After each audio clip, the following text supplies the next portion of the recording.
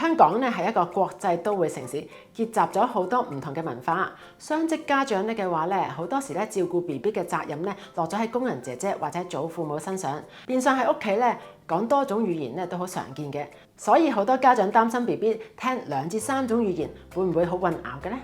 其實 BB 嘅一般語言學習能力都好高嘅，有研究緊話咧 ，BB 甚至咧辨認到唔同國家嘅人講英文咧係有唔同嘅。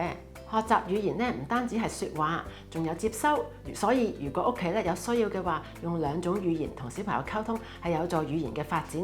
亦有研究顯示，學習雙語咧能夠提升小朋友嘅專注能力、社交能力同埋解決困難嘅能力。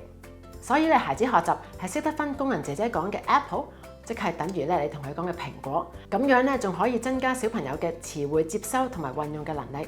雖然係咁，但係咧唔等於家長咧可以一時用英文，一時用中文，或者咧一句説話裏邊咧夾雜咗唔同嘅詞彙同埋語法嘅。例如 BB， 你食唔食 apple？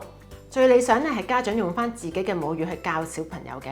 如果咧小朋友咧個語言發展咧比同年齡嘅小朋友慢，例如18個月嘅時候咧都比較説話少啦，問題又冇乜反應咧，建議家長咧盡可能咧用1種嘅語言教導小朋友嘅，等語言能力提升之後咧先加多1種語言，避免令小朋友咧感到混亂。